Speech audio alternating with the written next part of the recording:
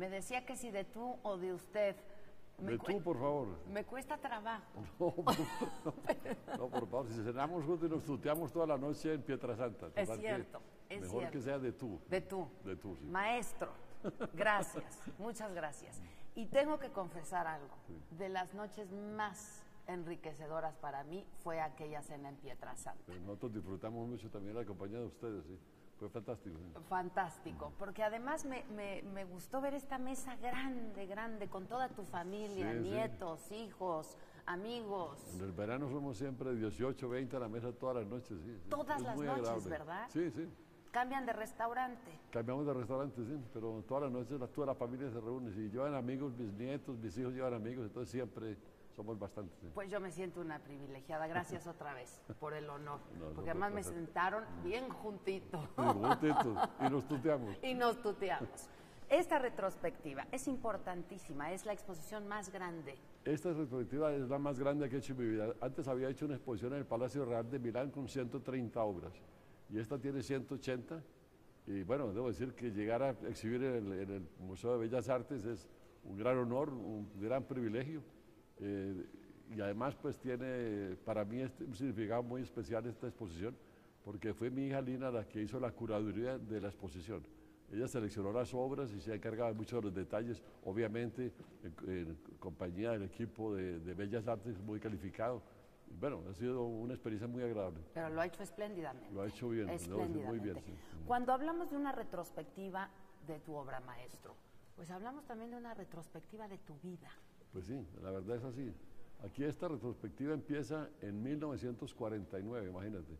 Son casi 65 años de pintar. La verdad son 65, porque cuando yo expuse esos cuadros que están ahí abajo, que son del año 49, yo ya llevaba por lo menos 2 años pintando. Fue la primera exposición colectiva que tuve en mi vida. En Bogotá fueron un grupo de artistas que se llamaba Exposición de Pintores Antioqueños, que es la región donde nací, Antioquia. Y bueno, pues estuve allá con los más grandes pintores de la región, y fue mi debut como pintor, y después hice en el año 51 ya una exposición individual, y desde entonces he hecho más de 150 exposiciones en todo el mundo, entre ellas 60 en museos de todo el mundo también. ¿Qué hace al arte universal? Porque ahora que dices, maestro, he estado en todo el mundo, he tenido exposiciones en prácticamente todo el mundo. ¿Es arte universal, Fernando Botero? Bueno, digamos que sí, yo he estado expuesto en todo el mundo, desde Corea hasta Buenos Aires, en todo el mundo. Bueno, lo que hace universal, yo pienso que es que el arte debe ser parroquial primero que todo, para llegar a ser universal.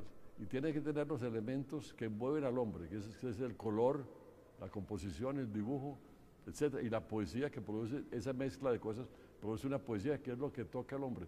Si uno va a China o al Japón no tiene que llevar figuras con los ojos rasgados, ¿no? Es decir, los japoneses entienden porque cuando ven el colorido, la composición inesperada, etcétera, son sensibles, el hombre es sensible a eso, por eso el arte, cuando es universal porque tiene los elementos que debería tener un buen cuadro. Que es un poco lo que pasó con los impresionistas. Pues claro, exactamente, porque claro, nada más local que el impresionismo no existe, es de un barrio de París o de un pequeño pueblo cerca de París. Del pueblo al mundo. Era una cosa súper local, y sin embargo, por la belleza del colorido, por la poesía que hay en esos cuadros, y por todo lo demás, pues son cuadros que los gozan con gran intensidad los chinos, los japoneses, los coreanos, los de Buenos Aires, los de México, los de todas partes, sí.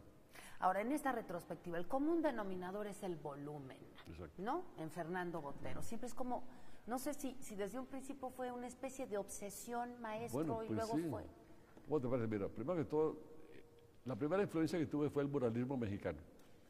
No se hablaba de otra cosa en Colombia en los años 40, entonces, bueno, era normal. Pero es interesante de que en esas acuarelas hay un volumen desproporcionado, completamente loco, pues, es decir, extremo. Y no sé, yo en ese momento no conocía yo nada de la historia del arte. ¿Porque no tenías la técnica? No, lo hice intuitivamente.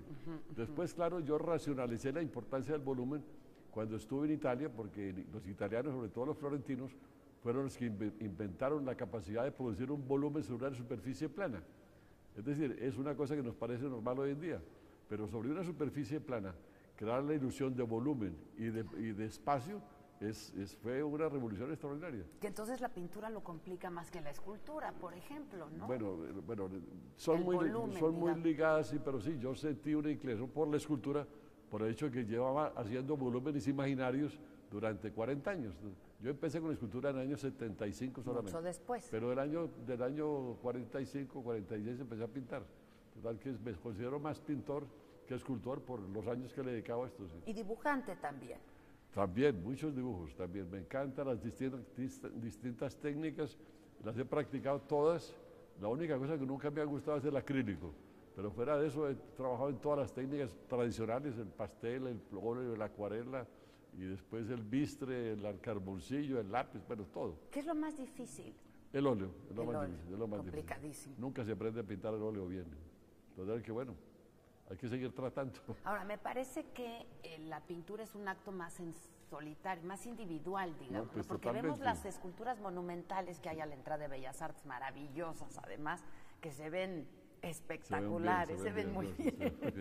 No, sí, la verdad es que, bueno, la pintura, bueno, por lo menos como lo hago yo, son obras hechas con mis manos en total solitud.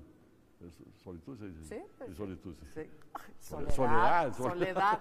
En francés, solitud. Es que, a ver, maestro, ¿hablas francés? Pero no hablo todo muy mal, pero bueno. Pero lo hablas. Sí, de pronto se me pasa una palabra de soledad. Es decir, la profesión de artista es una profesión solitaria. De uno está solo con su cuadro, es lo único que existe ahí este diálogo entre el cuadro y el artista. En cambio, con la escultura monumental no es así, porque las esculturas pequeñas, como hay muchas en esta exposición, sí las hago yo totalmente.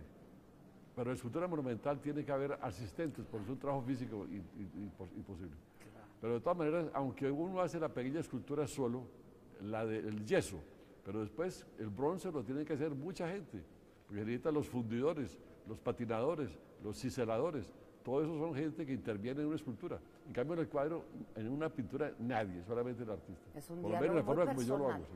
Sí. Ahora, lo primero que hiciste, maestro, fueron toros, ¿no? Bueno, sí, en realidad me empezó la afición al dibujo carteles, ¿no? por los toros, porque desde muy niño había ido a una corrida y me impresionó muchísimo. Entonces empecé a hacer pequeñas acuarelas de toros que eran copias de Ruano Llopis, un pintor español que era cartelista, que me parecía a mí que era Miguel Ángel o Leonardo, pues me parecía lo máximo de...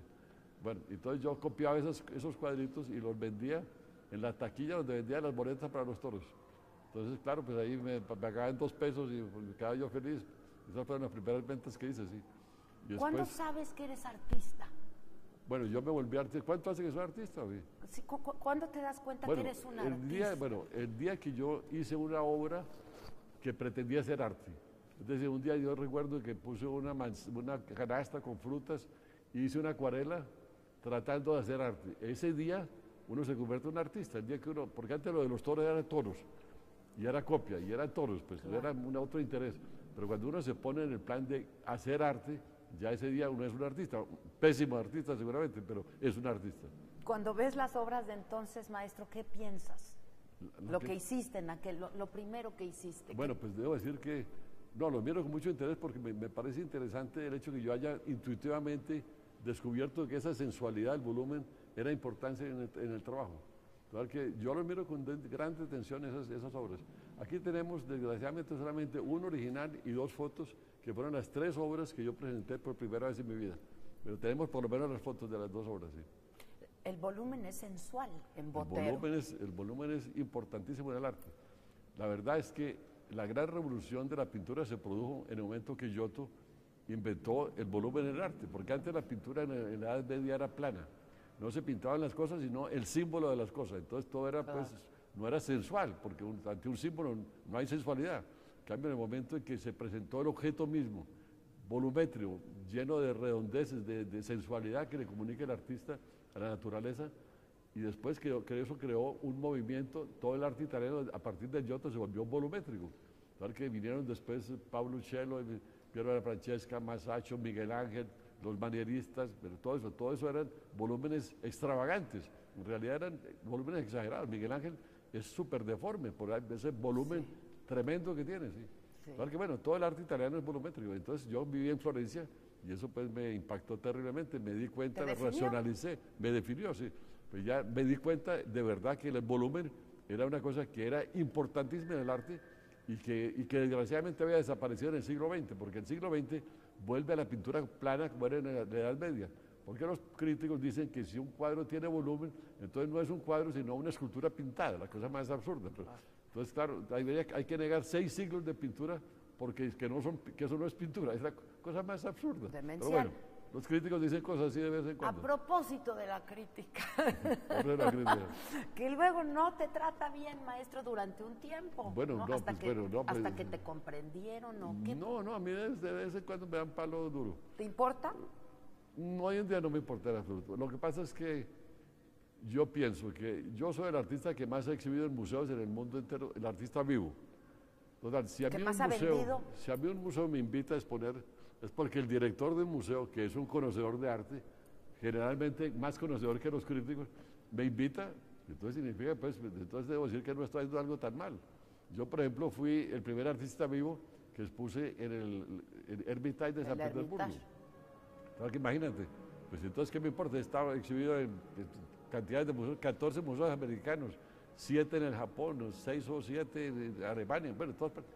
Claro que bueno, pues eso me da una confirmación de que estos directores de museo aprecian mi trabajo, entonces, ¿qué me importa si de pronto alguien resulta, pues, sobre todo con la nueva mentalidad del arte conceptual, etcétera, y obviamente un artista o un crítico que tiene su dogma basado en que el arte es conceptual solamente y que no existe la plasticidad o las artes plásticas. No le vas a gustar. Entonces, pues no puede entender lo que yo hago, porque yo hago las artes plásticas, como se entendió siempre. Ahora, otro señalamiento que te hacen es que vendes mucho y caro.